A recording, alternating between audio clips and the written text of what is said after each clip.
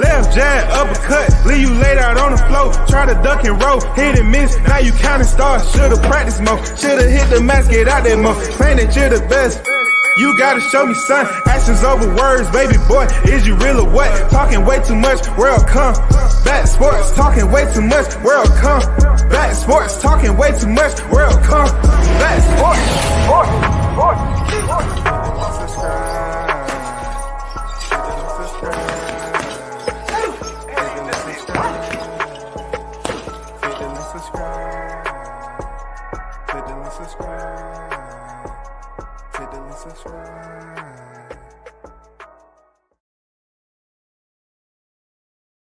World Combat Sports. Happy Thanksgiving to each and every one of you that's out there chilling with whoever. You know what I'm saying? Family, friends, loved ones, your girl. You know what I'm saying? Shout out to everyone that's out here enjoying the festivities. And to the fighters that's in camp or about to fight this weekend, hey man, it's just like every day. You know what I'm saying? You'll be able to come back to all this. It's just, don't even stay in the area and smell the food. Go outside something, think about the fight. Don't sit in there around all that delicious food. You know what I'm saying? Freshly made goddamn dressing, collard greens, mac and cheese, honey baked ham, smoked turkeys. You know what I'm saying? Potato salad, string beans, sweet potato pie. I mean, don't stay in there. You know what I'm saying? Double fudge cake. Leave all that alone. Sweet tea. Yeah. Just back away, man. Hold your breath when you walk in the room. Anyway, shout out to the WCS supporters, man, who support the channel each and every time I'm on this motherfucker. I appreciate you. Appreciate everyone who is understanding this fight week once again, man. This is Thanksgiving weekend fight week. So if you look on the details that I placed on beneath my video, I pretty much put the schedule out there. Of course, we got Teofimo Lopez and George Kambosos, of course. It's a 12 round for Lopez's undisputed lightweight championship. December 4th, DAZN, Devin Haney versus Jojo Diaz. 12 rounds for Haney's WBC lightweight world title. Then also going down this weekend, that's December 4th for that fight. Also going down for this weekend is a much anticipated fight between Cool Boy Steph, aka Stephen Fulton. He's challenging, contending for unification at the junior featherweight division against WBC junior featherweight world champion Brandon Figueroa. That, my friends, might steal the weekend. I'm being honest. That fight between Brandon Figueroa and Cool Boy Steph may steal the weekend. Or will it be Gary Antonio Russell and Alejandro Santiago? I'm just saying, for the main event, that right there is a banger. Stephen Fulton versus Brandon Figueroa. And then, of course, some people still haven't got it. Like, I copied and paste Teofimo Lopez versus George Kambosos 12 round for Lopez undisputed lightweight championship. Somebody say undisputed, others don't want to hear it. But what you're going to have to understand is you're going to have to deal with it, because that's the language now. And you may not want to you may not want to put it in your recall memory and regurgitate it out to the general public, but it's fact. It's going to be a part of boxing history here real soon. Let's get to the thumbnail. Shout out to undefeated welterweight king, pound for pound king. A king can be Look, a king can be in the top 2. A king can be definitely top 1. Terrence Crawford coming off that win, it's been a lot of talk about that win, y'all. It's been video, analytics, where people are sitting there and scrubbing that video frame for frame. And they're coming up with conspiracy. And then, like me, they're coming up with reality. You have reality versus conspiracy versus reality. The reality is what I'm concerned about the most. The reality is Shawn Porter has his 4th loss, like I said. The reality, he stopped Shawn Porter in dominating fashion. No one else has have been able to do that. Reality is Crawford is now 38-0. And also, he added on another knockout to his boxing register. So, man, hey, say what you want. I don't know why y'all hate on Crawford so much. Y'all have a thing against these dark-skinned brothers, for real. Like, for Deontay Wilder, that was this type cynical type hate. You know what I'm saying? This dark hatred. And then for Bud Crawford, you have the same vitriol. Every time you turn around, he's being denigrated for something. Look, and check this out. All this shit is in the ring stuff now. People are treating Bud Crawford as if he's participating in criminality outside the ropes. And he's actually getting paid to inflict punishment and go in here and get his opponents up out of there. You know what I'm saying? I mean, that is what we consider what? And the better good of boxing, right? You're going in here and competing, you're going in here and performing, and that's what it is. But if you saw my thumbnail, what is understood don't need to be explained. I will say again, what's understood don't need to be explained. At this juncture in Terrence Crawford's welterweight presence, what he's been able to do since stepping in there in his first fight, which is a championship win, he has stopped every single opponent. Let me repeat that on Thanksgiving. You don't have to put your forks down. Just use your ears. He has stopped every single opponent. Are you hearing me as we're about to transition over to 2022 calendar year? Terrence Crawford, if he indeed fight Keith Thurman next, and Keith Thurman haven't fought since 2019 and losing to Manny Pacquiao, he stops Keith Thurman. He stops Keith Thurman, y'all. And then better yet, let me put this out there too. For Errol Spence, right? If you look into that thumbnail, I provided you with the reflection on when Shawn Porter was touching Errol Spence up. And this was before the accident. This was before the accident. So what the fuck do you think Crawford's going to do after the accident?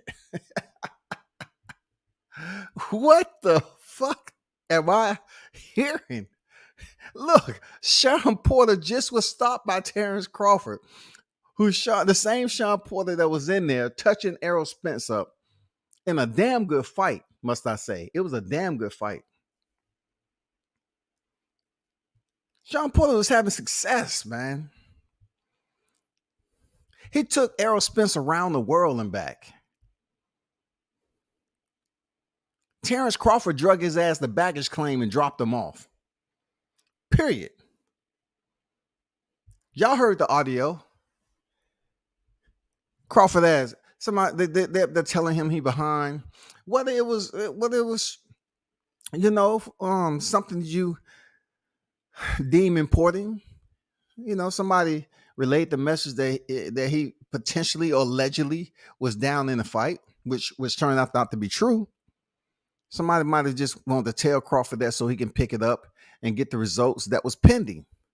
The pending results was what happened when he stepped out there and stopped Shawn Porter with a beautiful, well-timed, accurate, surgical, streamlined uppercut. It's beautiful. You know who else is susceptible to an uppercut? Errol Spence. You know who's susceptible to body work? Keith Thurman. You know who is the fighter that can delegate both sides when we talking about damage? Terrence Crawford. Terrence Crawford is more than capable of delegating both sides when it comes to damage, inflicting damage. Whether he want to go to the body or whether he want to just, basically be the professor and delegate his curriculum in there inside his boxing domain. Just think of it this way. If he does get Keith Thurman, right, it's a good fight. Keith Thurman only has one loss. It's a good fight. He also has a boxing legend on his record in Manny Pacquiao, who he lost to. But let's not forget, Keith Thurman was a former unified welterweight champion. He was the man at one point. He was in the position of Errol Spence. He was in that position, bro. He was in that position at one point in time.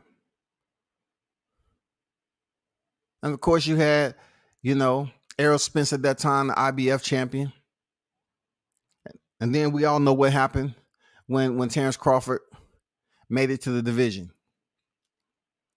But my point in all of this is, I need for you to understand, you don't have to take it for scripture, but goddamn it, know it's in the index. Because he's pretty much written the chapters from the time he came in here to Jeff Horn to his last opponent, Shawn Porter. All those chapters are written. The next possibility of the names is in the index right now.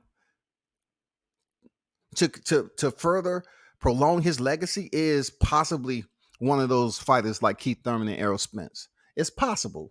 It's possible. But I have to tell Errol Spence fans, I don't have any cliche names, no disrespectful names like they do with people who support Bud Crawford. You have grown-ass men, then the only thing that's on their mind is basically homopathic type insults. They'll say Bud sexuals, Bud fangirls. And, I just let it slide off. It's not really important because they support their fighter too. But they're just mad that they don't have total confidence in supporting Errol Spence to go in there and beat Bud. Deep down in their core, I'm talking about when they're in their resting state, their pulse is just leveled out, their breathing is fine, they're just sitting there chilling. They're really building up a moment of stress thinking about this fight. Damn. I really don't have overall confidence in Errol Spence stepping in there with Terrence Crawford. I just don't, y'all. Like, I wanna go on live. I really want to convince my audience that Errol can beat Bud. And the only thing that I have is my voice to fabricate scenarios that a lot of people know from looking at his last fight with Shawn Porter, that may not be possible. It may not be possible, dog.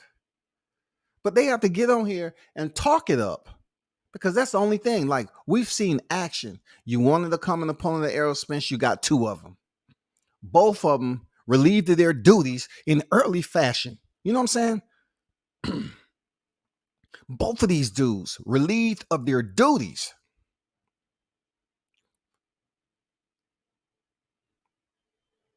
Fourth round, 10 round. These are common opponents that fought Errol Spence when he's supposed to have been in his prime.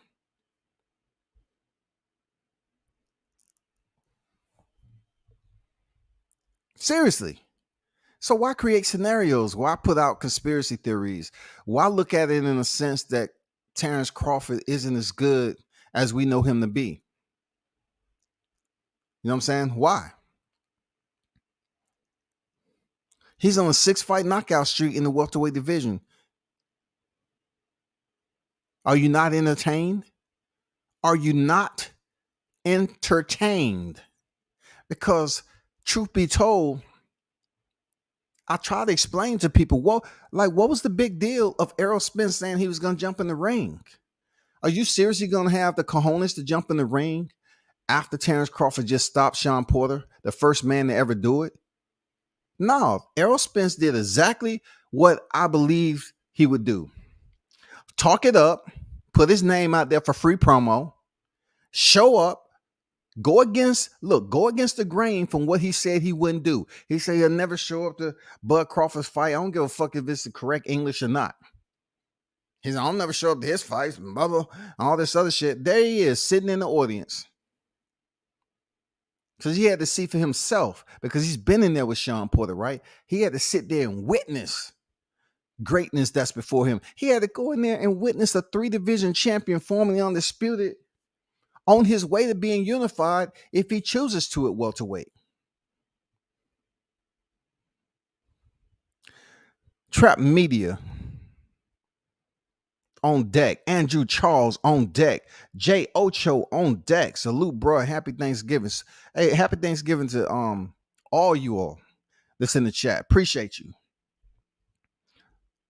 The goalpost was already in the middle of the highway. Where's it going to get moved to now? That's all I'm saying, Andrew. Like, every time, I'm listening to several media outlets, and they have the absolute right to speak their own opinion. Seriously, they have every right to come up with every scenario. But one thing I know about what I grew up and what I see now is, when I was growing up, it was mostly you turn on the TV, right? And we dealt mostly with movies, VHS tapes, CDs, stuff like that.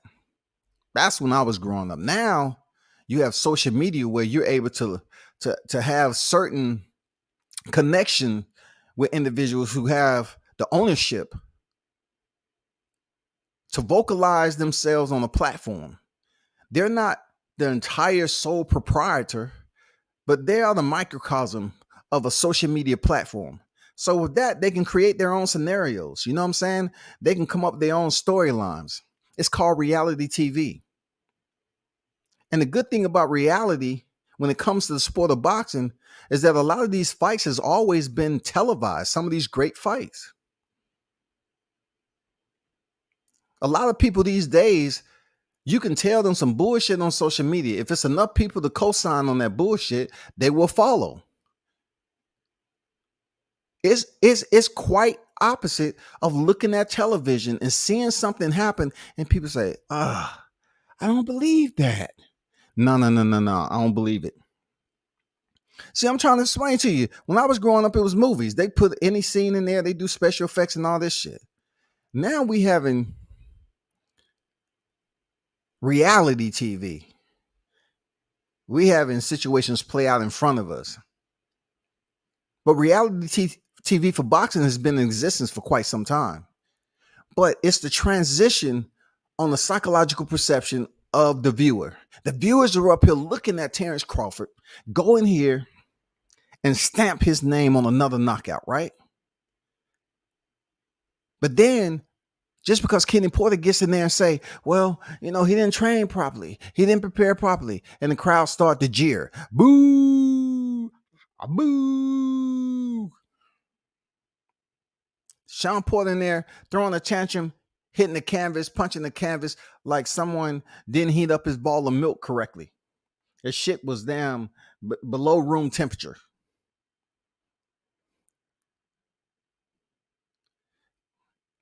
People can't sit up here and say Shawn Porter didn't train for this fight. He did. He had some damn good sparring partners too. He trained for the fight. People are trying to put the conspiracy up there. If you choose to, if you're trying to say it was a fixed fight, okay, cool. You know what I'm saying? Boxing has always had that bookmark that can always be there off people ideals, whether they perceive the bookmark, that's what I seen and that's what I want to believe. The shit was fixed. I believe it. But me, I'm looking at What is the register? What does it register on BoxRec? What is in the record books? What has been recorded? A win for Crawford is what's being recorded. A TKO, and I'm gonna tell this to boxing fans, right? Keep the same energy that you kept when you was up here boasting and bragging about Deontay Wilder being stopped by Tyson Fury. And you was bragging about Tyson Fury. Oh, he stopped Deontay in the 7th. He stopped him. Well, guess what? Give that same energy for Bud Crawford stopping Sean Porter in the 10th, goddammit.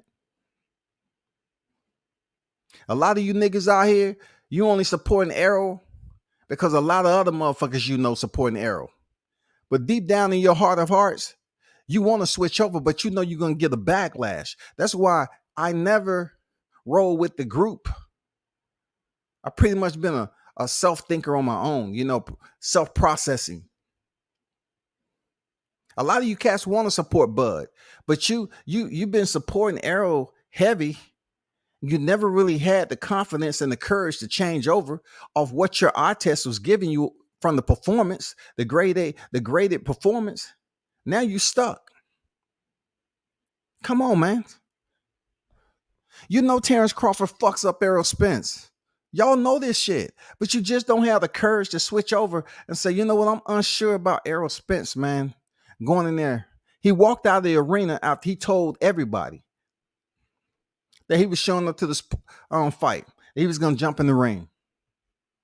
We seen him do it against Sean Porter.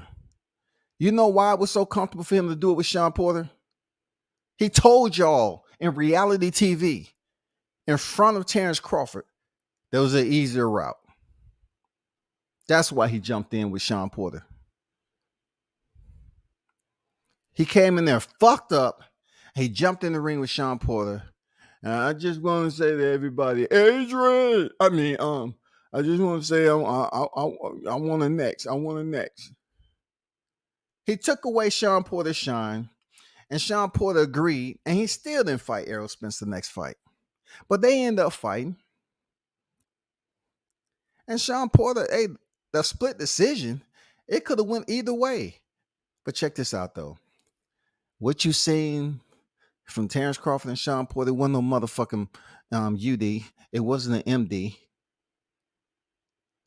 Like I said before, it wasn't a UD, it wasn't an MD, it wasn't an SD. It was a TKO, aka KO, aka stoppage. That's what you get.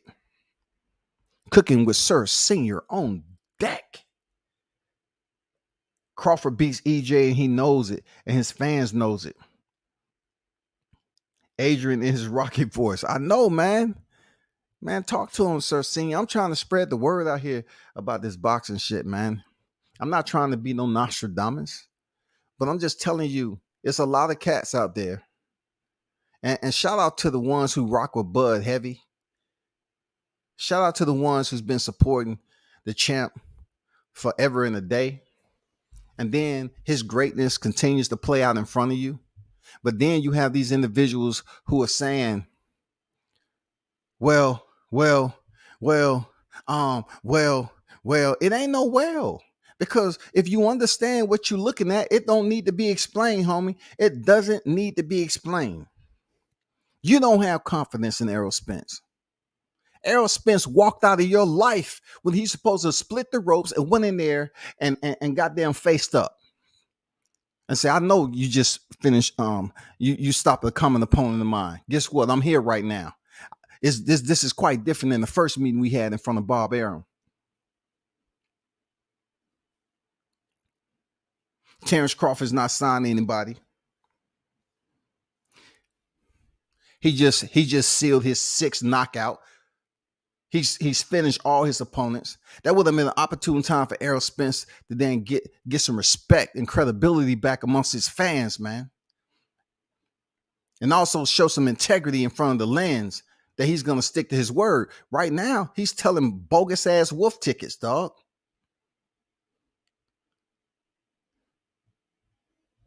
People up here making excuses for Errol. He saw that it was a bogus ass stop. That's why he walked out. No, bro. You still make your way down there like you did with Sean Porter, and you split the ropes and go in there and face that man up. Say, I know it's been a lot of talk between you and I, but right now, tonight, I'm stepping in the ring and letting you know I want next up. That's all he should have did, bro. He should have stepped and split the ropes and faced off with Terrence Crawford and let him know I'm here. But instead, you have to understand the type of cat Terrence is. He got dudes apologizing online for talking shit about him, right? So maybe Errol was a bit intimidated to step up and make that little short, 50 to 100-foot walk to go up in there and put himself in front of millions who can sit up here and review this. Maybe he wasn't sure of himself. You know what I'm saying? Maybe Errol Spence wasn't sure. He wasn't confirmed when it comes to his confidence level. You know what I'm saying? Maybe he was the lion out of Wizard of Oz. Maybe he just didn't have the courage, dog.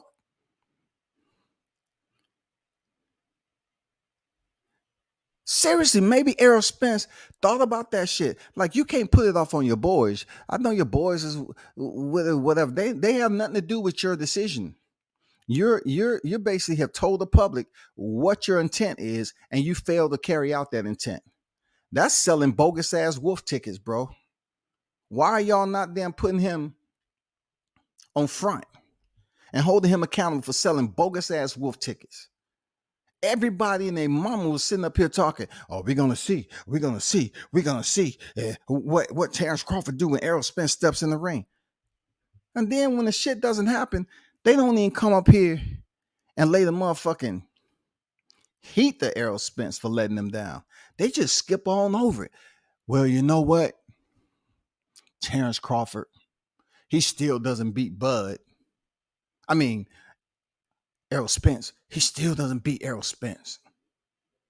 Errol Spence is still better than Terrence Crawford. I mean, come on, man. You got to, first of all, hold this man accountable for fucking up, for getting caught in the moment of looking up at the camera and providing the crowd with a reaction. Obviously, it was dissatisfying to Errol. Then at that moment, he should have stood up and told his boy, I'll be back. I ain't letting this shit slide. I'm going to be back. I'm going to go up here and talk to Terrence. Boom, you should have went up there while the momentum was still hot. You know what I'm saying? People still zoomed in and shit. They still standing. That was the main event. So they trying to see what's going to happen because they heard Errol Spencer stepping in the ring. It would have been people up here. Hey, yo, Errol Spence stepping in the ring. He's stepping in the ring. So everybody would have pretty much moved up. Errol Spence would have went in there and said what he had to say, but it never happened. So the only thing I can tell the Errol Spence fans, man, the only people that's advocating are truly Bud Crawford fans deep down. The ones that's advocating for Errol Spence is truly Bud fans right now. Because your man let you down. He said, fuck you. He was just talking shit. He didn't care that all these YouTube channels was talking about what he said. He was going to get in the ring with Terrence.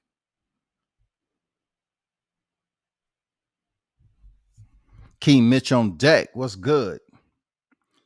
Shout out to everyone that's in the building. Let me get back up to these comments. AKA retirement paper. See, Sir Senior, I was trying to keep it classy today on Thanksgiving because a lot of people been eating all day, drinking. I didn't want them jumping in the live chat, slobbing on themselves. How dare you? I'm calling YouTube tomorrow. You're on your Errol Spence tangent again. God damn it. Sounding like Bob Arrow. I personally didn't want to see Arrow in the ring. Why?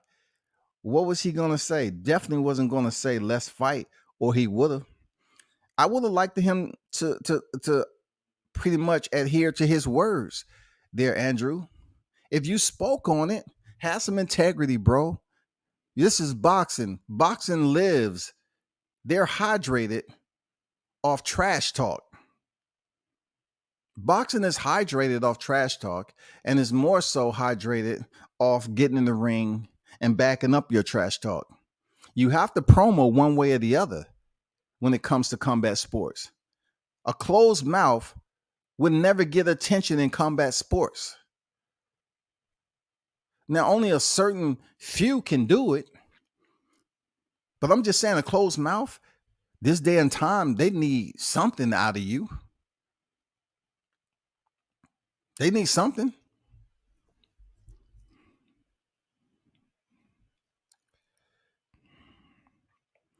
If his intentions were to challenge Crawford to his face after he beat Porter, he would have done it. He was just hoping to see Bud lose. Man, talk that. That's what I'm saying. Put the gravy on top of those mashed potatoes on Thanksgiving. He was hoping, just like Andrew just mentioned, he was hoping that Bud lose. So then, I don't know what the fuck he would have been thinking, because then the fight is null and void. It's irrelevant. If Bud loses, then of course he doesn't want to do anything except talk with Sean Porter for a rematch. That's putting into consideration that if it would occur, but I can't sit up here and speak in hindsight of a negative outcome. I don't do that. I don't really try to prognosticate a negative result for a fighter I'm supporting. Like, I just don't do that. I don't put scenarios out there, say, well, if he loses, then we give this, and this. No, I just go in there all in for the win, talk it up, and that's what it is. If indeed Bud was there to see Terrence lose, it would have been even more fucked up for him to come in there and try to say, okay, Sean Porter, we already did this before. I want that belt. And people probably would have booed him. He's like, oh shit, you trying to take advantage of, the Sean Porter shining moment once again. Good point, man. Tupac Biggie on deck. Errol Spence is going to beat the black off Crawford after the fight is going to be able to pass for white. That sounds hilarious, especially on Thanksgiving. You know what I'm saying? And especially coming from casual boxing fans. You know what I'm saying? For real. 6 straight stoppages. 6 straight stoppages. And you coming in here with that buffoonery. Come on, man. It's hilarious for Thanksgiving. You seem like one of those boxing fans who ate bologna sandwiches today. And some stale goddamn Lay's chips. You know what I'm saying? Some stale Fritos. That's why you mad, really? That's why you mad. I get it, man. King Mitch, Crawford is well aware of the man. No need for him to step in the ring. It was Crawford's night. Crawford is well aware of the man. I'm not sure, Mitch, what that means exactly, because Crawford was already in the ring, but the declaration was made by Errol Spence to join him in the ring after the fight. That is what I'm speaking on. That was his declaration. He had everybody up here talking. Let's see what Terrence Crawford, is he going to duck out? He's going to run away. Let's see what happens. Am I right or wrong? Like, come on now. That was his declaration, bro.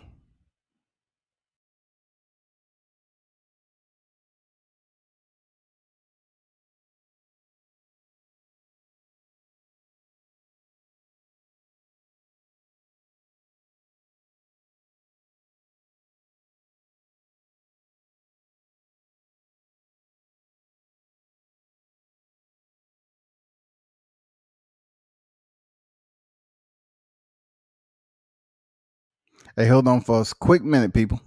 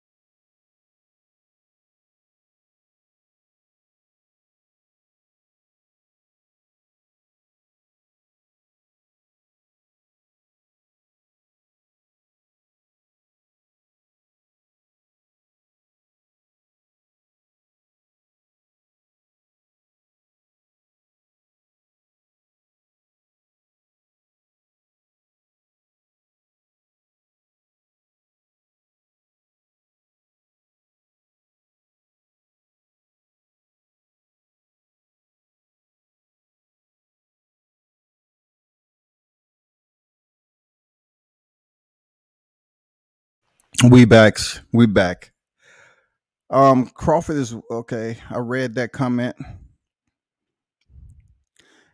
So Tupac, you obviously don't want to frequent, the chat too much. And if you have a wrench in the chat, right? Don't hesitate to put this guy on timeout. You know what I'm saying? You should know me by now. I'm not sitting up here having controversy for people to basically keep on. So if you did what you had to do, cool. If not, don't allow people to come over here and disrupt the topic of discussion. That's all I'm saying.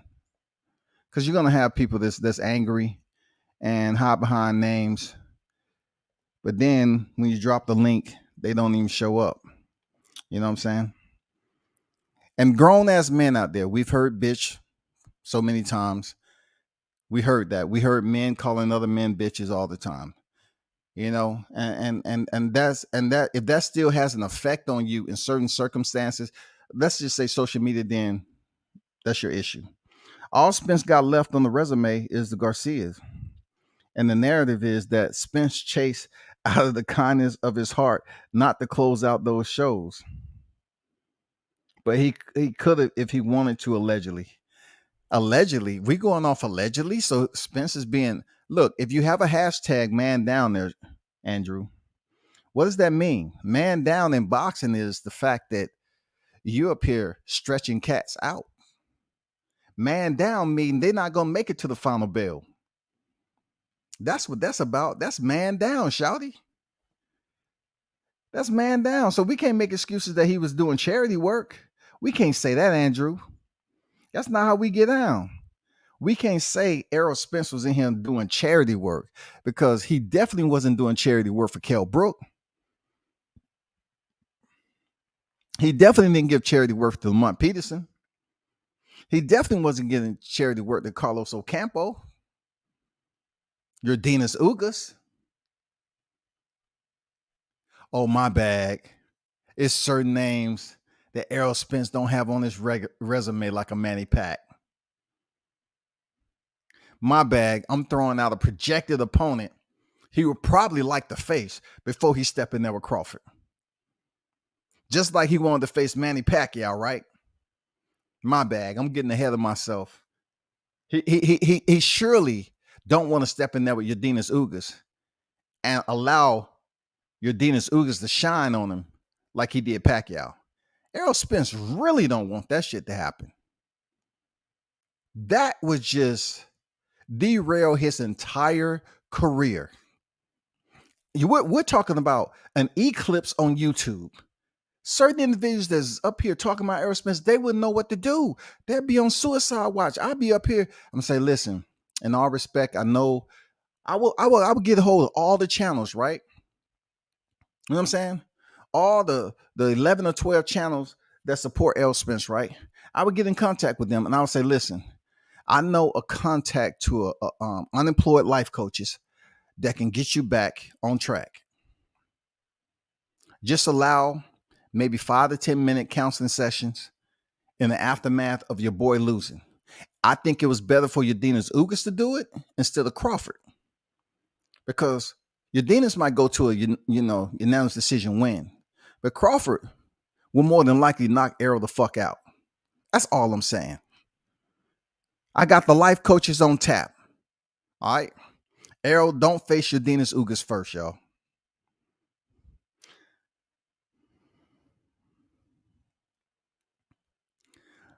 So pretty much, Miss, you tripping. You tripping. Tell me, let him express yourself. So now, Mitch, you want trolls to be in the chat. So you call trolling expressing yourself. Come on, Mitch. You better than that, bro. What is going on with y'all today? Are y'all drinking and eating? What the fuck am I listening to? If he would have came in here and kept it on boxing, cool. But calling somebody out their name and shit, you know what I'm saying? Like over and over again, just putting shit that's never going to happen in life. That's called expression. I got it. You be switching up on me sometime, Mitch. Errol's going to rematch Mikey Garcia next. If he does, there's nothing to gain out of that. It's bogus, and I haven't heard anything about it. I haven't.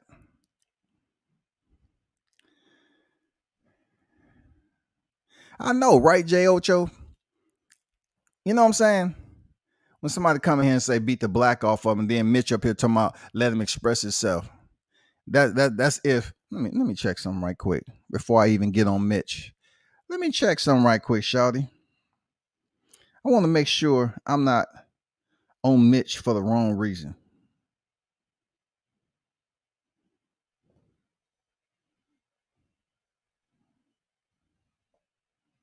No, that's the right one. That's the right one. Might be, the seasoning that they use in that turkey.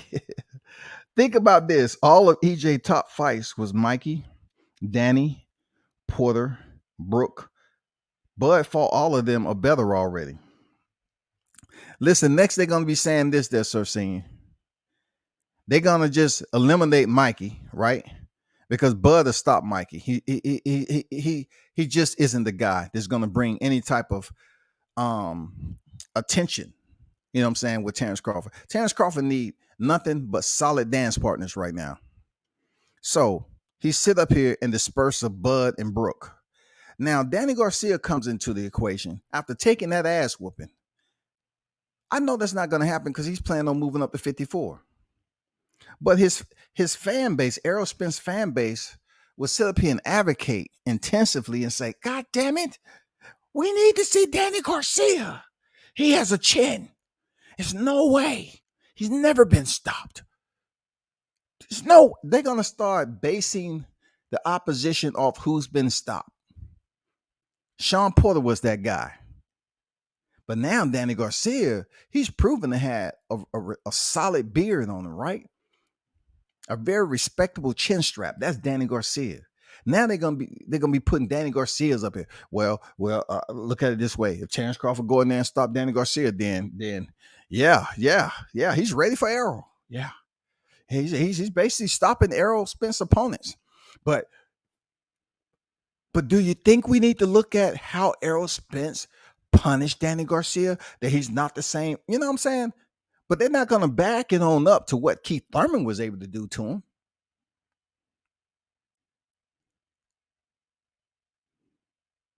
You feel me? Like they're going to come on, Errol Spence already gave him the work. He was damaged goods. So what Bud did, it's on the residual effect of his performance. Moving on. Think about this. I read that. All of that getting in the ring shit is ass to me unless a fight has already been agreed upon at that time. It's promo. Other than that, let the winner have his moment. Well, Mitch, you should have been sending that telegram up to Errol Spence when he jumped in there for Sean Porter. You should have sent that SOS high in the sky. You should have fired that flare, shouty, and said, hey, Errol, get out the motherfucking ring, dog. Let that man have his time. What are you doing? I just didn't hear that. I heard people sitting up here clapping, jumping up and down and shit, clicking their heels together. I'm looking for the 10 man to run out this bitch. Oh man, you saw Errol? Oh man, he jumped in the ring. But we passed that, man. We talking about what Errol did not accomplish with Terrence Crawford, period. That's what we talking about. Somebody find that footage.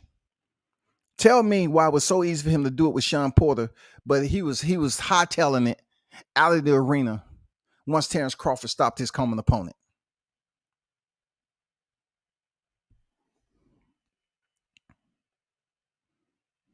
What Terrence Crawford's favorite word is? I'm going to stop you. I'll stop you.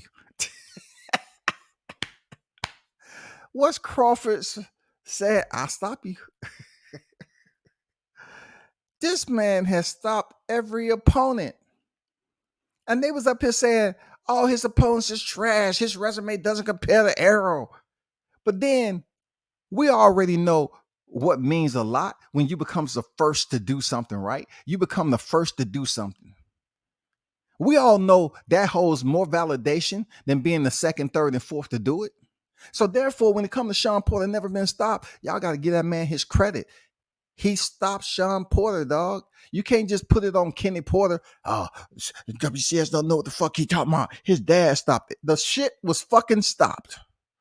Just like y'all was hailing Tyson Fury for stopping Wilder and Mark Breland throwing in the towel. Let's transfer that energy over here. Let's keep that shit leveled, goddammit. He had been knocked down twice already. Jay Ocho say Eric could have built hype jumping in the ring. That's about it. That's what I'm saying. We need hype though, because a lot of people, Jay Ocho is frustrated with this fantasy fight. Like this shit has become a boxing soap opera. So if we don't, you know how many times, check this out. You know how many times we've seen that meeting come up recent on the eve of this fight? You know how many times we've seen that video between Terrence Crawford and Errol Spence? The one with Bob Arum's right there, and they're jarring back and forth. You know how many times that came up before this fight, and people was like hyping it up, like, "Oh man, you know, okay, let's put the energy back out there." And then Errol sits up there and let down his fans, bro.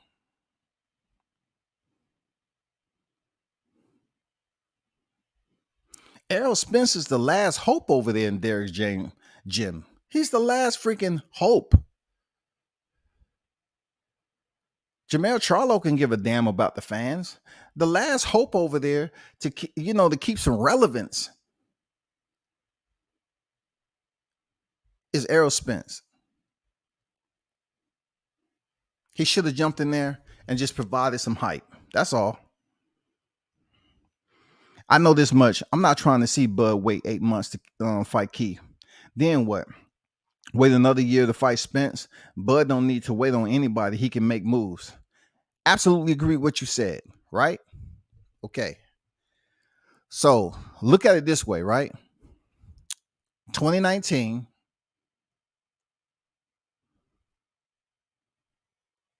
I believe, I'm guessing, I think Terrence Crawford fought once. I'm thinking. I might be wrong. 2020, pandemic, once. 2021, I mean, what's going to be the difference in 22?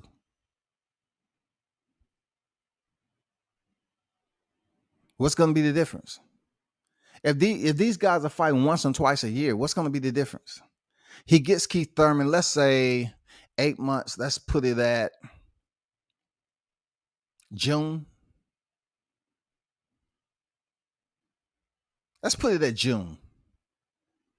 And then the next question is, why 8 months, Keith? Damn, you've been out the ring since 2019, shawty. What the hell have you been doing? Like, why do you need 8 months for Crawford? You was the former unified champion. You got your ass beat by Manny. Even though it was a split decision, you sat there and let him knock you down. Old ass Manny Pacquiao, and take your motherfucking strap. Only to lose it in hibernation. You know what I'm saying? That whole shit was fucked up for Keith Thurman. Manny took the title, never really made that WBA title relevant. We're talking about an 8-division champion. Never really even put on a fight that we can look at and say, okay, all right. It was given to Yordenis Ugas, and then he comes in here. I don't want to make excuses, but my leg heavy. I feel like I have ankle weights inside of my hamstring and quads. I don't know if someone surgically put them in there, but my ankle head. He's making fucking excuses. He lost. Ugas ain't fucking with Errol Spence. Good win for Ugas over Pac-Man. I got Spence all day. Hey man, Ugas tired. of people underestimating him. I underestimate him. Absolutely. I underestimated him against Manny Pacquiao. I surely did. And that's fucked up because he looked good against Sean Porter. But then I turn around and say, well, Sean Porter act like he wasn't trying to get injured or anything else just to set up the next fight with Errol. You know what I'm saying? Like, that's the way I kind of view that shit. And then turn around, he goes in here and put a legend on the right, on the left side of his motherfucking ledger. And he give Manny Pacquiao that L. Manny Pacquiao has 8 losses now, don't he? He's damn near close to double digits. Please stay retired. Don't come up here and face Errol Spence for shits and giggles there, Pac. You're a legend of the sport. Leave that shit alone. Man down plus strap season plus big fish seems fishy after that Yellow Beezy video. I should not go into another man's interaction with his friends. I shall not do it. Because look, I've been the person that always say that these dudes on here are all about demasculation. Their insults are all about demasculizing somebody. They don't never say go suck your girl titty or something like that. It's amazing how you would sit up here and try to talk about a female, and people say, "Hey, don't disrespect, don't disrespect the queens." But these motherfuckers get on here disrespecting one another through homophobic slurs, homosexual slurs. It's weird. It's crazy, dog. I can't do it. That, you know, we got hip hop artists dying in the streets, man. That's his boy. So I'll let that shit ride for real. Man yelling strap season, then fighting Danny Garcia. Hey man, he yelling strap season, but yet he fighting Mikey Garcia. So we need to call Errol Spence, goddamn John Hancock, goddamn it, because he loves signing checks. Errol Spence love signing checks. Oh well, I'm gonna fight Danny Garcia and pick up this check. I'm gonna fight Mikey Garcia, pick up this check.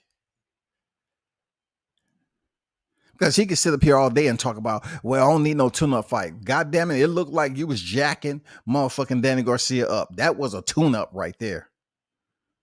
You was beating the shit out of him. He didn't even want to answer questions. Spence and Porter knew that fight was next. Spence and Porter knew that fight was next. Plus, that was in-house shit. Same when Danny happened, hopped in on Spence. We all knew how PBC do it. Shout out to the one and only Trick Noti on deck. What's good with you, Trick? How you been feeling, bro?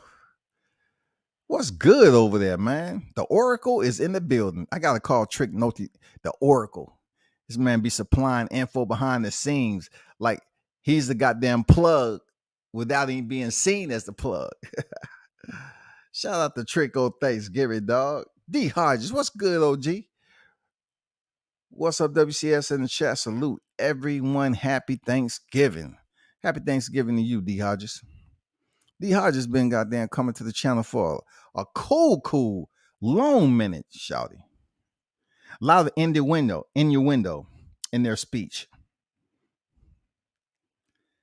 I didn't underestimate Ugas. I had him picked versus Pac-Man. Then trust Pac after the long layoff in age. Well, I put it to I can just give my response to that. No matter how long Pacquiao lays off, people still believe he has the physical ability to still come in here and contend off his experience. Hold on for a second. They still believe it. People still believe Manny Pacquiao can come in here, have long layoffs at his age, and continue to win. For real. And then when it comes up short, people want to sit up here and make excuses. I was just talking to a relative today, and they actually believe, oh, well, people saying something about Floyd Mayweather. He waited for a long time to fight Manny Pacquiao. I say, bro, do me a favor. Look at their ages, okay? It's going to shock you. He thought Floyd Mayweather was like goddamn close to 50 years old when he Manny Pacquiao was close to 50 years old when he fought Floyd Mayweather. I'll say, man, you are uninformed.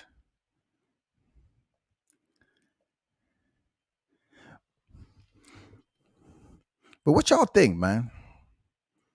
You know what I'm saying? It's going to come down to this, man. We can talk it up all day long, all night. We can talk it up for sure. But I truly believe, as a boxing fan, that Terrence Bud Crawford, just like I said heading into the Sean Porter fight, that he's a more all-around fighter. And I say his boxing IQ basically is more advanced than Sean Porter. And I would go on to say this. I would say, in admittance, that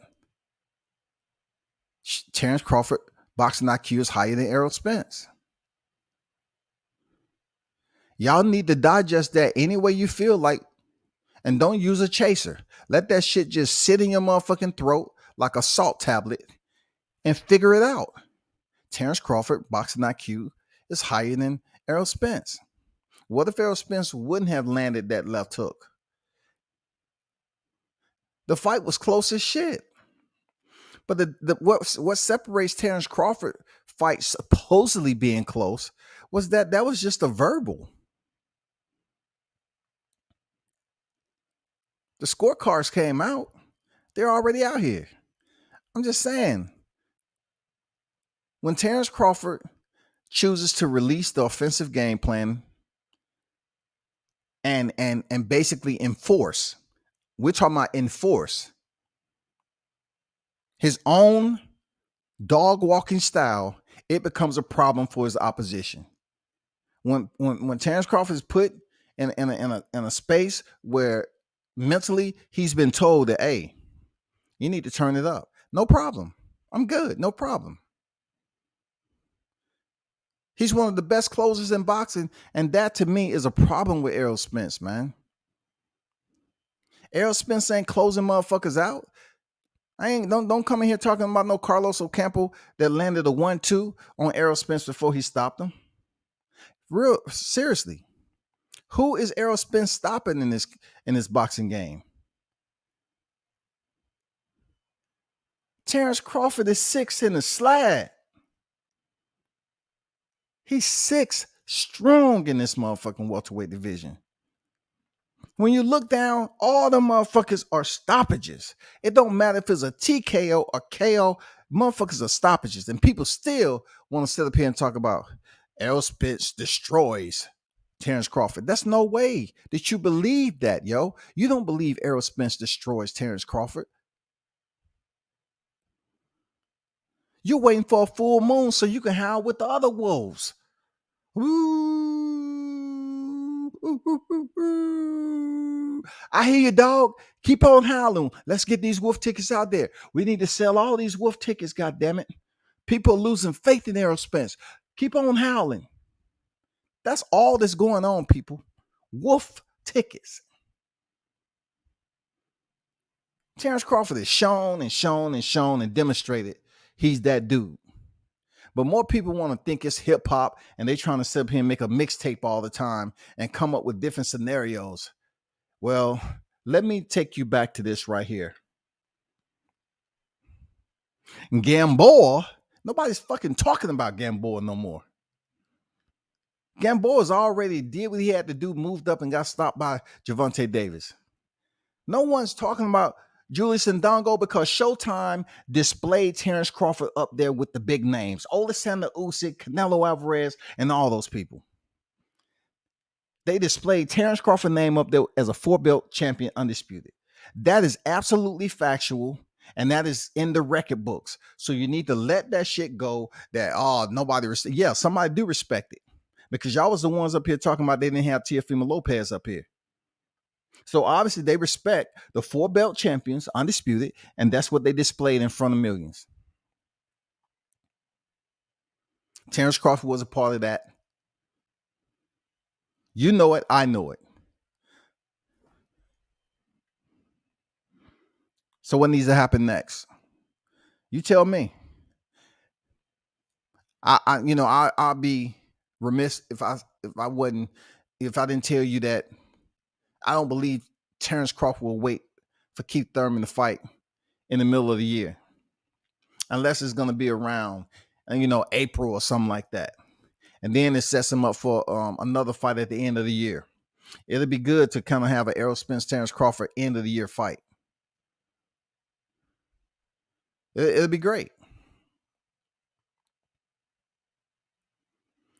Now, let me touch bases on December 11th. Once again, as you already heard, man, my boy Michael Williams Jr., Team Williams, is facing John Bauza. Both of the names, of course, is up and coming in the boxing community. So therefore, all I'm doing is asking you to tune in and check him out on IG. Google his name and check out his fights. You know what I'm saying? Check out his fights thus far in his career. It's going to be a big fight for both of these guys. It's going to be a big fight for both of these guys. Real talk. Boy Wonder, Michael Williams Jr., and John Bauza. It's going to be a big fight for both of these guys.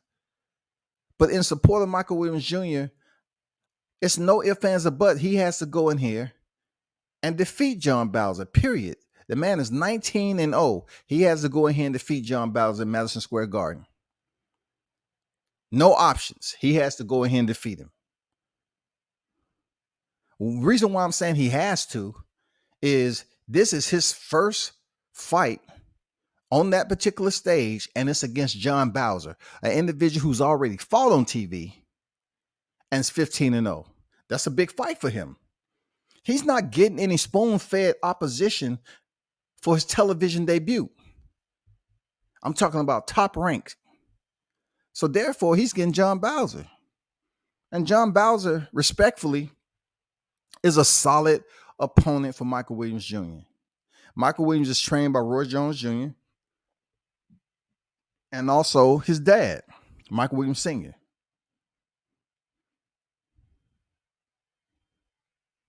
Both of these fighters will elevate, the notoriety in their career, stepping in there on that stage. I'm not sure if it's going to be televised on ESPN, but it's definitely going to be an ESPN Plus.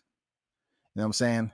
We have a very solid undercard over there at Madison Square Garden for that fight. And yeah, we definitely looking forward to it with Team Williams going in there, seeing Michael Williams Jr. perform on this night. Real talk. It's came a long freaking way. This is what they've been wanting. This is what they got. And now it's time to get the results. You know what I'm saying? Now it's time to get the results. So stay tuned. It's still going to be some more talk about this, man. It would have been good to have both of them on the same panel just so we can talk up boxing. You know what I'm saying? That's what needs to happen with some of these fighters. It'd be good to have both fighters on the same panel and chop it up. So stay tuned for that.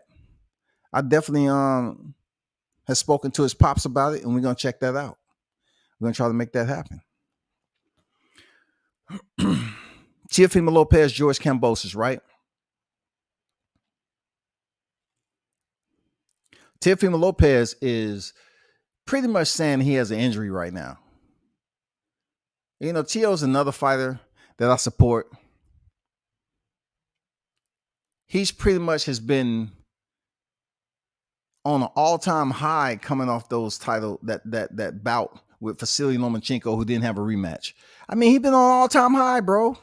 You can't look. I tell people all the time, you can't expect somebody not to change after what they went through in a physical sport like that. Like Teo went through Nakatani, Comey, and then Lomachenko, bro. I can't tell you one person that really wasn't going for Lomachenko. Like, I knew it was other people that was going for Teofimo Lopez, like myself, but I'm just saying, like, I'm listening to all these lies, and people's like, man, Teo gonna get fucked up. Teo gonna get fucked up. Teo gonna get fucked. Man, Teo can't fuck with Lomachenko, man. Everybody was going for Lomachenko. And then when Teo go in there and defeat him, they say, oh, he was old. Now he's coming back fighting common opponents of Teofimo Lopez. Sound familiar? Sound familiar, don't it? Sound familiar? Now Lomachenko is playing catch up to Teofimo Lopez. Imagine that shit right there. All you had to do was keep the WBC title and fight Teofimo Lopez for the IBF. It wouldn't be no discussion. But now you're playing catch up. You don't want to fight Devin Haney. That shit haven't been in the picture. Now you just fought Nakatani not too long ago, and you're about to step in that December 11th and fight Richard Comey, an opponent that Teo knocked out in the second round. So guess what?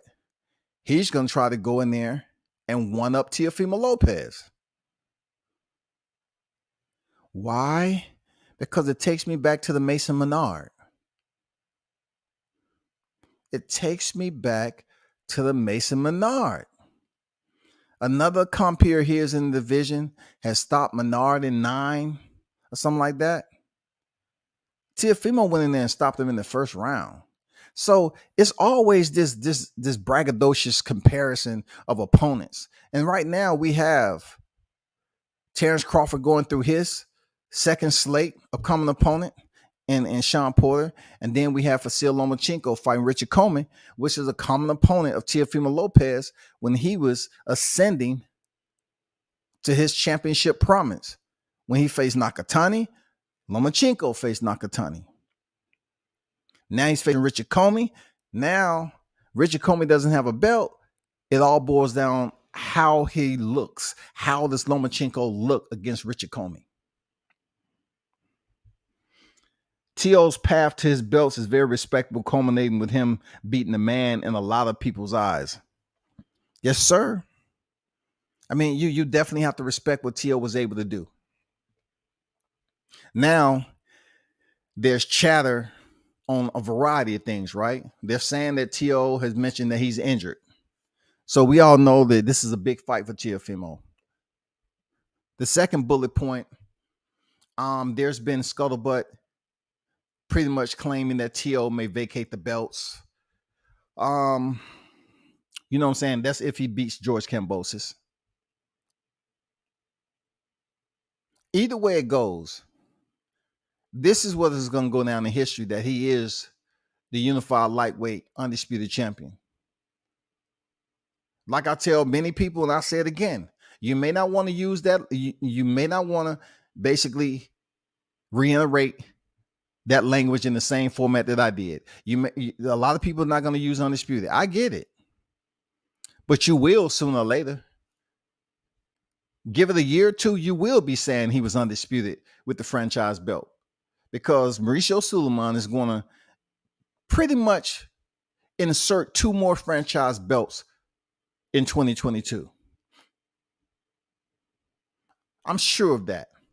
Mauricio Sulaiman is going to enforce, he's going to insert 2 more franchise belts, and he's going to continue to insert franchise belts in boxing. He just wanted to be the right time where it makes sense.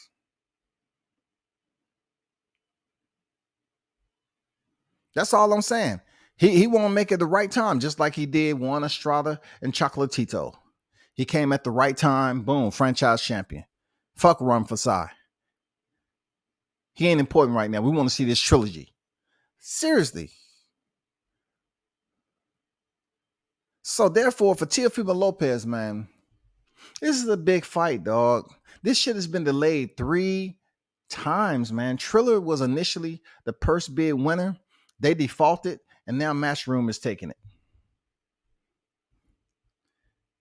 It's a lot of heat and personal. I mean, I'm talking about personal insults between both of these camps. And I don't believe it's just promo either. These dudes don't like each other. From what I've seen down here in the A at Mercedes-Benz, these motherfuckers don't like each other. They do not like one another, dog. So the fight should be great. Now, Teofimo Sr. is pretty much saying, I'm Nostradamus.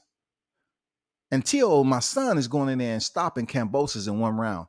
I don't know. You know what I'm saying? I don't know, man.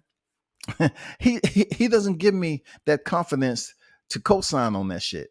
But I do believe Teo can go in there and get the win against Kambosos, being that he's, the ladder that he climbed to get the belts in the first place from Lomachenko.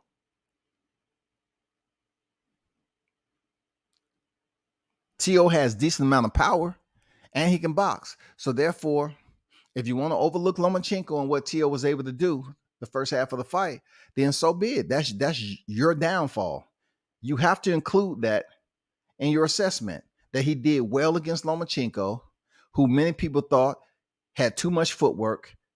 His boxing ability and technical skills far exceeded Teofimo Lopez. That's what they thought. And it didn't work out like that. So now he's stepping in there with an unknown Australian fighter who's the mandatory. You know what I'm saying? The IBF mandatory. And he looks bigger than Teo. But that doesn't mean anything. Diego Magnolino looked bigger than Teo too.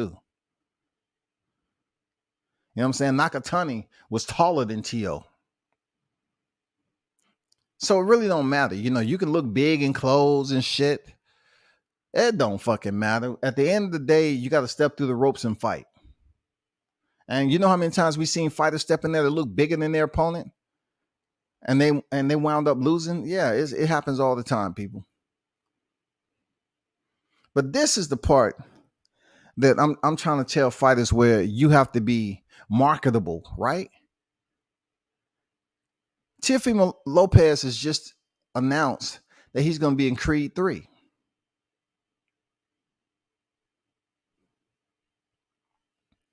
Teofimo Lopez announced that he's going to be in Creed 3.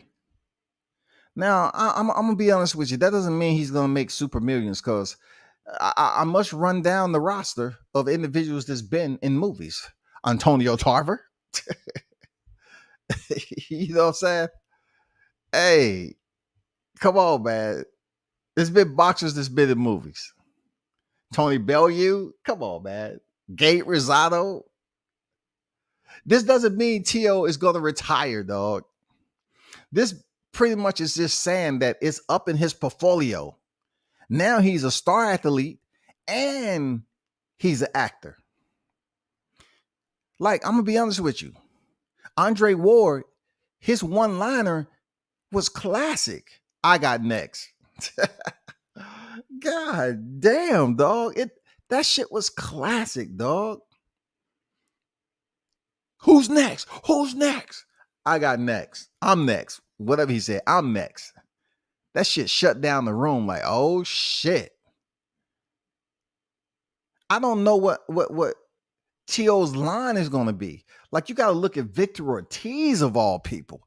Victor Ortiz, who's been in a fight where he lost and people was throwing pizza at him. He's the one that was in there with Floyd Mayweather that headbutted the champ.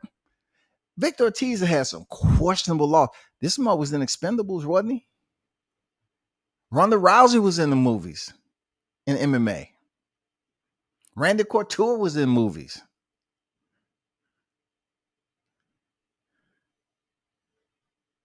I was hearing that Deontay Wilder's supposed to be in the A-Team, right? I'm not sure if it ever came out. I'm not sure. But you can add that in there. It basically increases your portfolio, it enhances it, and it basically builds you up, so to speak. I wouldn't say so much boxing, but when it comes to other movies, depending on how you do, they might say, hey, let's call Teofimo back up here. That's going to allow him to make more money outside of boxing, so he doesn't have to be in here long term. He can quit when he feel like it. He's going to be in Creed 3. Salute to that. For real. Salute. Salute to them getting a call up to be in Creed 3. Salute to Michael B. Jordan, man. Good dude. You know what I'm saying? It'd be good if I could sit down in the arena, they put the camera on me and all the women go crazy. You know what I'm saying? Like they do Michael B. Jordan. You know what I'm saying? He down here in the ATL got all my women over here hooting and hollering and shit. I say, hey, Y'all done lost y'all motherfucking mind. I live down this motherfucker. Michael B just goddamn pulling up, passing through. Y'all throwing y'all panties at him. Chill, goddammit. Stop being disrespectful here in the South. Camera goddamn zoomed in on Michael B. Man, goddamn arena screaming and shit. Women throwing their bras and shit. They're throwing house keys over that motherfucker. I'm serious, dog. I'm curious to see what's his role gonna be. If he's gonna be fighting, you know what I'm saying? Or is he gonna have a speaking part? I'm curious to see how that's gonna play out, Shawty. And will it affect his boxing? I don't know. What I can tell you is through the entire scope of Teofimo's name right now, a lot of us are hoping that he goes in there and defeat George Kambosos. All right. The question mark that is blinking just like a red light at the intersection. The question mark. Is he going to fight Devin Haney?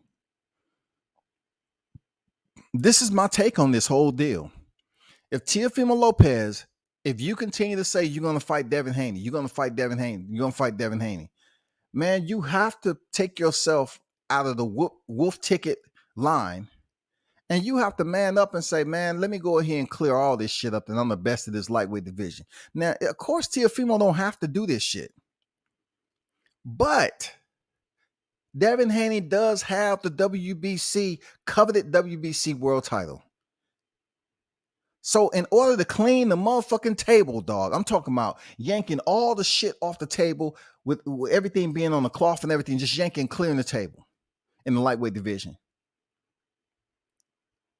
You have to fight Devin Haney. You have to, because now the public is invested. Everybody's up here wanting to know what your decision is going to be. It'll be a damn good lead up fight because both of y'all have history. Y'all have that Terrence Crawford, Errol Spence, meeting in public history. But Devin Haney and Teo is basically probably been in that situation 2 or 3 times. I know the first big time I was there. I seen it play out. And then this recent time where, he was talking about the meeting with Bob and all that. Listen, you defeat George Kambosos.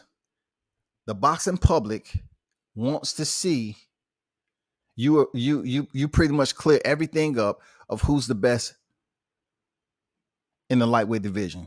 Now, granted, credentials there, Teofimo Lopez, you are at that hierarchy right now. You are, Teo. You have the belts. I always say that Teofimo is the undisputed lightweight titleist. And then you have people that's in the chat that say, nope, Devin Haney has a WBC title. Me, I look at it like right now, there's enough hype. There's enough heat to build up this fight with Teofimo Lopez and Devin Haney.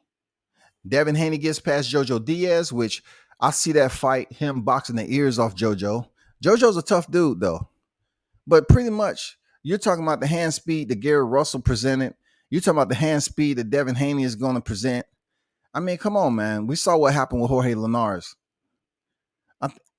Devin Haney he gonna do what he does, man. He's a pure boxer, and he has incredible hand speed, and his technical ability is insane. So I'm curious to know what Jojo Diaz is gonna do. He's gonna push him up against the ropes. He's gonna try to land that power shot. We'll see. But at the end of the day, both of these guys get their win. We really need to start pushing for that fight. That's only if Teo decides to stay at lightweight division. If he ain't gonna stay at the lightweight division, guess what? There's no need to even mention it anymore because it ain't gonna blemish his career. I'm telling you it ain't.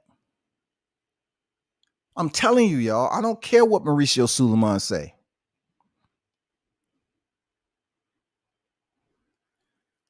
This fight is good for boxing.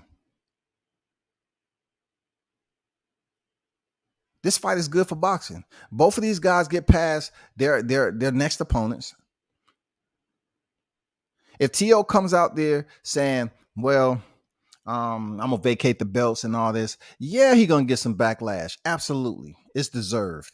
People are gonna say, oh man, that's fucked up, man. You're a capper, you goddamn a ducker, you don't want to fight Devin Haney. Listen, that's not the end of the fucking road. They can meet each other at 142. Josh Taylor's not going to be, holding on those belts right now. But for me, I would like to see it at lightweight because that's where the interest has focused on. Everything is zoomed in on how T.O. picked up the belts, the controversy behind him being absolute undisputed, with Devin Haney having the WBC title.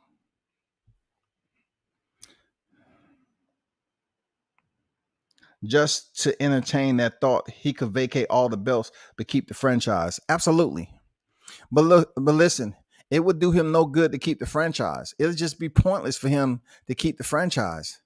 He might well just vacate everything. And look, this brings us to this conclusion, Charles. Who has vacated the franchise before? Who has vacated it? Name a fighter that has vacated the franchise. Can you even vacate the damn franchise belt? Because initially, Mauricio up here saying the champion couldn't lose it. Now we know the challenger can petition.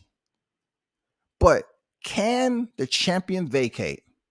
Look, why not? Why not? Canelo pretty much did it.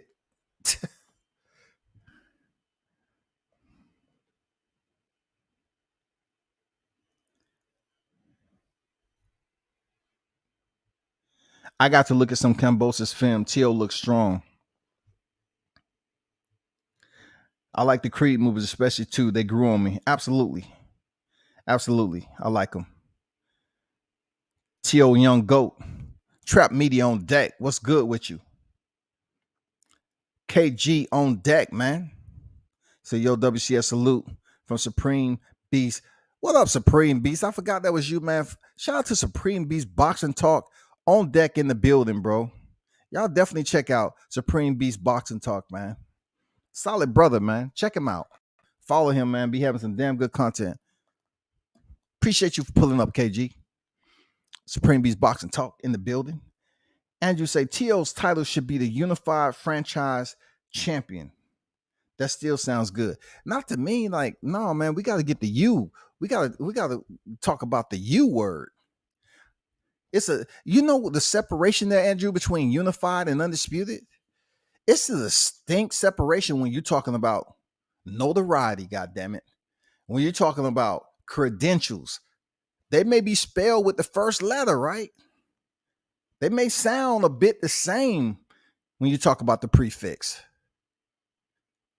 But when you actually verbalize the word itself and compare it to the credentials on which one has a higher grading standard, undisputed has a higher grading standard than unified. Even though someone can use that shit in the same sentence, they can say so-and-so is unified champion, undisputed. I'm more so thinking about unified and having 2 titles. You know what I'm saying? Having 3 titles. Unified, Alexander Usyk is unified, but he's not undisputed. Teofimo Lopez has a belt that has basically been elevated in its ranking system and all the rest of the belts, including the ring. To me, just because Mauricio Sulaiman fucked around and created a franchise belt for Canelo, that supersedes the belt that Devin Haney has. But that's not going to persuade me to say he still needs to fight Devin Haney. Before I was like saying, nah, but now you have pretty much said, hey, check this out. I'm going to fight him. I'm going to prove to everybody that I can fuck Devin Haney. I can prove that. Okay, now it's time for you to do that shit because now it's grown on me and I'm saying, nah, bro. You talk about people capping and all this. No. Both of y'all defeat each other. We need to see this fight. Real talk. And this is another reason why I say that. For me, the hard work that's been put in with Bill Haney out this motherfucker, the shit that he's been going through, I'm not saying he didn't ask for some of the shit when you subject your presence, but it take a grown fucking man. It takes a motherfucking thick-skinned individual to go out here in this motherfucking jungle on YouTube to sit on these panels like Bill Haney has done and advocate for his son is respectable, bro. So therefore, step 2 is seeing these mandatories duck Devin Haney. That gave me a different outlook. That raised my eyebrow. I'm like, that's fucked up. That Ryan Garcia bullshit, that's fucked up, dog. Jojo Diaz too. Jojo Diaz is in the Duck Masters Coalition too. He wanted to go for that Ryan Garcia who pulled out, and now he had to double back and got there. Now he got to step in there and face Devin Haney. Which in all facets of boxing, Devin Haney is a much dangerous opponent than Ryan Garcia. Jojo Diaz knew this shit. Jojo Diaz saw Ryan Garcia, with his performance with Luke Campbell and his social media following. He said, yeah, I want Ryan. He's easy. I can get him. I'm confident. He doesn't have that same confidence with Devin Haney. I guarantee you that. So that's my take. I say, these motherfuckers was ducking Devin. Period. They was ducking Devin Haney, man. From Javier Fortuna, them motherfuckers was ducking him, bro. So shout out to Team Haney and Bill out here talking his shit with all these dang YouTube channels, going through the storm. Nasty motherfucking precipitation. I'm talking about hailstorms sometime, and he still returned. So, man, I gotta respect that shit, bro. Like, I gotta respect what he's doing for his son. I gotta respect that I want to see his son get the notoriety. I want to see Devin get the notoriety. He's gonna have to go out here and somehow, some way, throw another lifeline out here to his fans or something. They need, some people, fans, they live vicariously through these fighters. These fighters that have a high lifestyle, like they live in the high end of affluency, right? And they want to be a part of that shit. Sometimes it takes, I don't know, man. Like, I don't know what these fans are thinking, like when they live vicariously through their favorite fighter. Like, they really want to be close to him. Like, if they was talking, if Devin Haney was on a IG chat and they dropped in there and said something like, "Hey, champ, we want to see you and Tio," and he responded, "I do too. I want to see me and Tio." Look, they good for 3-4 months. They're gonna screen record that shit, and they're gonna be like, "Dude, Devin Haney, he responded to me, dog. I'm good. Let me go get some merch. I gotta go get some Devin Haney." I'm just saying, dog. Teofimo Lopez, in my opinion, he relates more to the audience a bit. Seriously. More people relate to him, him talking and being around in public and shit like that. So we'll see what happens, people. That's all I can say on it. We need to see that fight. Real talk. T.O., you already did a handshake on it. I know his dad changes up periodically. You know what I'm saying? It is what it is. But y'all agreed to face him, though. Y'all agree. Y'all say, okay, we'll fight Devin Haney. So you got to do that shit now. You can't sit up here and keep on saying you're going to fight him and then move up to 140. It's not something that you have to do. It's the fact that people are respecting you for what you said you was going to do, like what your pops said what you was going to do, T.O., and you made that shit happen. You went out there and defeated Nakatani in a tough fight. You did Comey and you did Lomachenko. Now, you have to basically advance on top of that. You have to build on it. And the only way you're going to build on that is names and divisions. And being that the boxing public have pretty much became attached to this lightweight kind of rivalry that they want to establish between you and Devin Haney, you need to go out here, disperse of George Kambosos, Devin Haney do Jojo Diaz, and let's push for this fight, dog. There's no ifs, ands, or buts about it. We ain't trying to see nothing else, man. For real. Like, I don't see Gervonta Davis coming into the fray with Teofimo Lopez. Real talk. But we're talking about we need undisputed. If Team Haney gets the fight, they need to petition for the franchise. Even though they have been against it and they say, oh, we don't need that. We don't respect the belt. Fuck all that. You need to petition to clean the whole table so y'all can go in there saying, okay, let's go to this fight. We win it. We take everything. We leave them butt ass naked. We take everything. And that's what's going to have to happen. Ben Israel on deck. Dang, you return. What's good? What's good there, Ben? Returning to the live chat. Appreciate you and happy Thanksgiving, bro. D-Ray is on deck. What's up with you? Happy Thanksgiving there, D-Ray.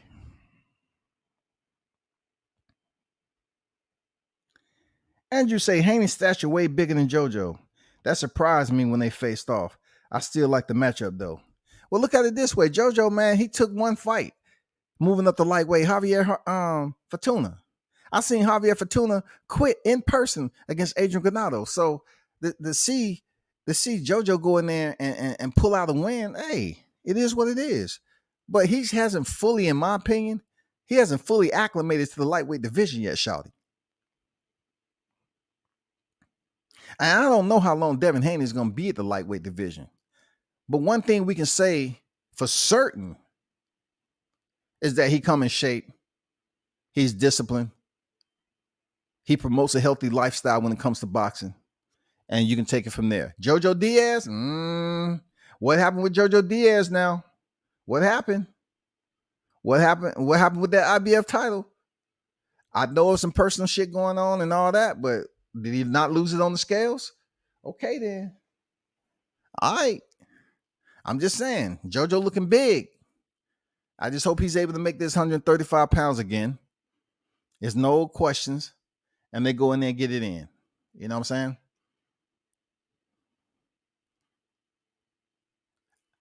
I know for a fact, I don't see it going any other way except Devin outboxing. Seriously, I don't see it going any other way. I don't see it. I can't come up with no intriguing scenarios and shit. I can't do it for this fight. I just don't see how Jojo Diaz is better than Devin at all. I just don't see it. Like, he's a solid. I like his toughness. He go in there and he about his business, real talk. But to be honest with you, I don't see what area that I can say is better than Devin, except when it comes to possibly power. He might have a stint more power than Devin Haney. I don't know. But when you getting popped in the damn earlobes and then you say, oh, fuck you, and you swing back and he ain't there, you're going to get frustrated. Just like Jorge Linares is trying to sit down on his punches. Who would have thought Devin Haney fight that fight with Jorge Linares on the inside? Well, that's what happened when you listen to fans. That's what happened, Bill, out here in these YouTube streets. They was obviously listening. That proved they listening. So he actually stood in the pocket and was boxing the shit out of Jorge Linares for 10 rounds. So we're going to take that shit from there. We're going to see how it plays out in the next weeks. You know what I'm saying? T.O. this weekend, Devin Haney on the 4. But most of all, Michael Williams Jr. on the 11th. I mean, we have some big fights, bro. Shout out to Team Williams, man. I know y'all in training, deep in training right now. Shout out to y'all, bro. Man, let's go get this win against John Bauza and MSG. That's the important part of it. And I want a healthy Michael Williams Jr. and a healthy John Bauza, bro. That's all I got, man. I appreciate y'all for pulling up today. Happy Thanksgiving to everybody. Turn up and tune in to World Combat Sports.